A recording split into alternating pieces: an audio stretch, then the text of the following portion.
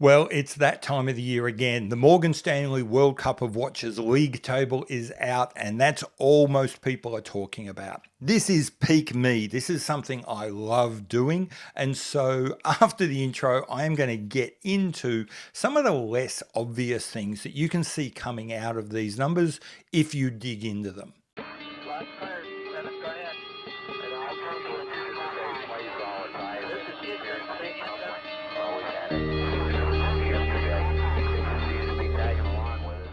Hi, I'm Pete McConville and welcome to my channel where I overthink, overanalyze and just geek out on watches and the watch industry far too much to be healthy. And this Morgan Stanley reporting period is where I really come to life, where I really like to dive in and look at things. What I want to do today is a little bit different. It's a little bit different to what I see everyone else doing. I'm not going to try and compare last reporting season, which would be 2022 to 2021. Instead, I'm going to go back to 2021 and compare that to 2023. It seems as though every second year, Morgan Stanley gives us a much richer full top 50 with retail sales and price per watch and all sorts of things. And by doing that comparison, you get one, there's just more data, which allows you to do more interesting things. And two, by stretching it over 2 years, you can get a sense of what's really happening. You can take out some of the year-to-year perturbations. So with that said, let's get into the analysis. And we'll start with, well, actually one more thing I'm going to say. I think we can argue until the cows come home about whether these numbers are good or not. And there are people in the industry that argue they're great, and there's people in the industry that argue they're not. I'm generally going to accept that they're okay. Okay, so we're going to start by talking about the 600-pound gorilla in the room, and that is Rolex. On one hand, this is a continuing story of Rolex domination over the Swiss watch industry and a sign that they cannot be stopped, that they cannot be overtaken as the leaders and that their dominance is assured.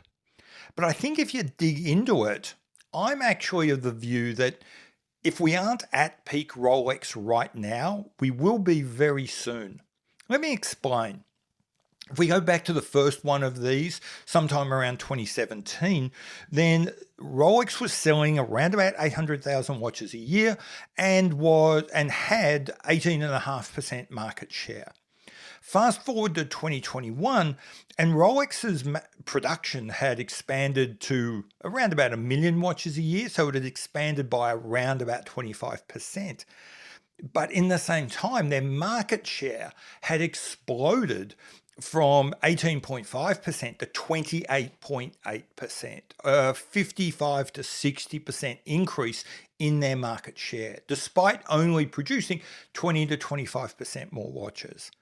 What was going on is a much bigger story than Rolex making and selling more watches was the average price of each Rolex being sold screaming ahead. You know, if you go back to those 2017 numbers, the average price of a Rolex sold was around about 1.3 to 1.4, that of the average Omega. Fast forward to now, and it's over twice the amount. So that's where Rolex's real growth has been. But if we look at the numbers between 2021 and 2023 for Rolex, what we see is a 20% increase in production over just 2 years and only a 6% increase in overall income and only a 1.2% increase in their overall market share. What that indicates is a couple of things. One, Rolex's strategy of leveraging its highly desirable entry-level steel sports watches to get people to buy much more expensive precious metal and gem set watches seems to have run its race. And Rolex has realized that, and they've switched production to selling their less expensive pieces. If you look at the average increase in price of each Rolex sold, it's actually less than the price increases than Rolex has applied over the last 2 years. So that would imply that people are certainly buying more Rolexes, but they're buying the cheaper ones in much larger numbers. And Rolex has seen this, and they're actually selling their cheaper watches more. So in a sense, they're buying growth, they're buying market share, but it's becoming much more expensive in terms of the work they have to do to get it. Over the previous couple of years, they basically just had to sit back and wait, and money flooded in. This year, they had to build new factories, punch out new watches, and only sell the watches that people really wanted to buy to get all of 1.2% market share, despite making bigger investments than they had probably for the last decade. The other thing I'd point out is, if you do look at where the growth has come from, with one exception, that is Swatch, and you look at who are the new players in the market and where people, are spending their money and what they want to spend it on and how much they want to spend. The watches that are driving the market now are very expensive. Greubel Forsey is turning up on the world stage now at 300,000 Swiss francs per watch. Richard Mille at 250,000 Swiss francs per watch is continuing to grow. Patek is continuing to grow. Audemars Piguet is continuing to grow. Louis Vuitton is coming out and going gangbusters with its 20 and 30,000 Swiss franc tambours. The reason why that's interesting is all of that growth in the market is happening significantly above where Rolex is selling the vast bulk of its watches, where the average Rolex is. So fast forward, assuming this continues, then what you're going to see is the market continue to expand, but the overall, the biggest part of that market that's expanding isn't in Rolex's sector. It's above Rolex.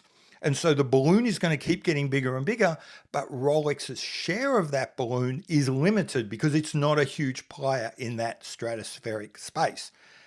So for that reason, I'm not saying Rolex is going to collapse. They're not. Rolex's watches are still really popular. They're going to stay on the top of the market, but they're not going to be, I think at 30% of the retail market, I think they're topping out. I think the market's going to keep growing, but the part of the market that grows isn't the part of the market that Rolex is strong in. So yeah, I've got a feeling this could be about it. Now, I'm not going to say that they're going to shrink. I wouldn't be surprised if it goes up to like 30.1, 30.2 next year. Might get as high as 31. But like I said, the idea that people used to say that, if Rolex made 10 times as many watches, they'd all sell. I think what these figures show is at 20% more watches, Rolex demand is pretty much now matching, supply. If they make many more watches, we will start to see those prices per watch plummet. And that's not where Rolex want to be. So like I say, I think this is about as high as it gets for Rolex. Okay, so having talked about Rolex, now let's talk about the other half, or actually to be more precise, the other probably 3% of that group, Tudor. The Tudor, I think, is struggling is the wrong word. I think right now Tudor its engine is coughing, its engine is spluttering. Tudor famously withdrew from the Western market completely way back in the early 2000s. It came back into the Western market with a roar in about 2012, 2013, and really hit the Morgan Stanley league table hard in and around 2017. It rocketed into the top 20, and it kept rising pretty consistently with the rise of Rolex. But interestingly, over the last probably the last 3 years, I should say, as Rolex continued to rise, Tudor didn't. Tudor flattened off. For whatever reason, Rolex wasn't able to maintain the momentum of trying to get people to move who couldn't get a Submariner, who couldn't get an Explorer, who couldn't get a Batman or a Pepsi. I think Rolex really wanted them to go across and buy Tudors, but they kind of stopped. That link, that the elastic band there snapped, and as a result, Tudor kind of stalled. If you look at Tudor over the last couple of years, they rocketed up to about number 15 on the charts, but then just hovered there. Then this year, as Rolex saw that it couldn't rely on selling the high-end pieces more for continued growth, and so started making the entry-level pieces more available. And we've all heard the reports about people saying, I got the call earlier than I expected. You know, I got the call for a watch I didn't think I was ever going to get. So this would appear to have affected Tudor sales, because for the first time really since the first time Tudor turned up on these charts, they've started going backwards. They're producing less watches. Yes, they are selling at slightly higher than they were. Their price is around about 25% more than it was back in 2021. But their overall numbers have really gone nowhere, and other brands are going past them on that league table. And I do wonder if we have hit peak Rolex. Have we actually also seen peak Tudor? This is particularly given that they are so closely linked visually and in terms of design, and you know how virtually every Tudor looks like, you know, the story of every Tudor starts with, well, once there was a Rolex.